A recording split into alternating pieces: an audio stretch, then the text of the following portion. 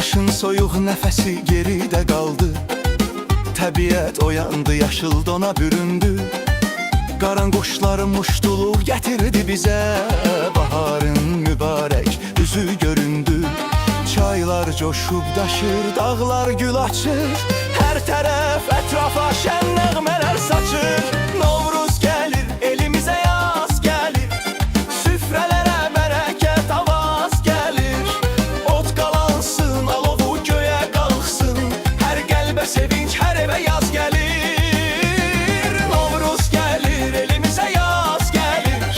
Süfrələrə bərəkət avaz gəlir. Ot qalansın, alovu göyə qalxsın. Hər qəlbə sevinç, hər evə yaz gəlir.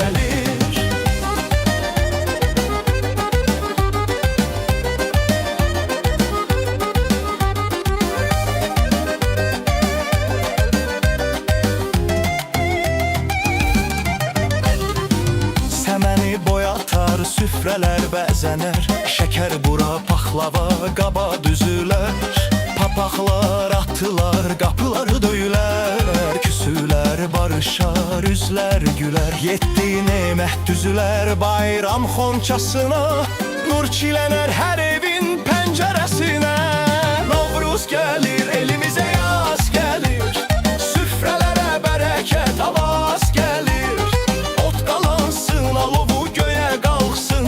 Hər qəlbə sevinç, hər evə yaz gəlir. Novruz gəlir, elimizə yaz gəlir. Süfrələrə bərəkət avaz gəlir. Ot qalansın, alovu göyə qalxsın. Hər qəlbə sevinç, hər evə yaz gəlir.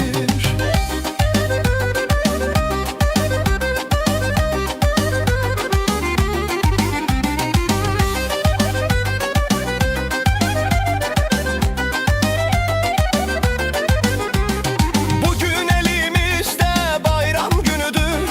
Vətənimiz, torpağımız bərəkətlə dolsun. Göyə ucaldaq bu bayram havasını. Qoy şadlıq daim ürəklərimizdə qalsın.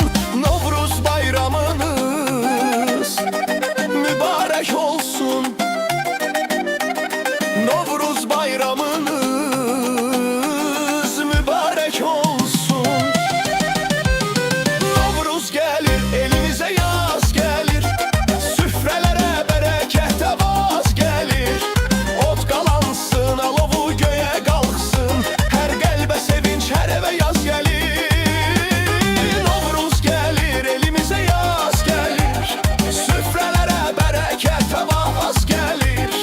Ot qalansın, alovu göyə qalxsın. Hər qəlbə sevinç, hər evə yaz gəlir.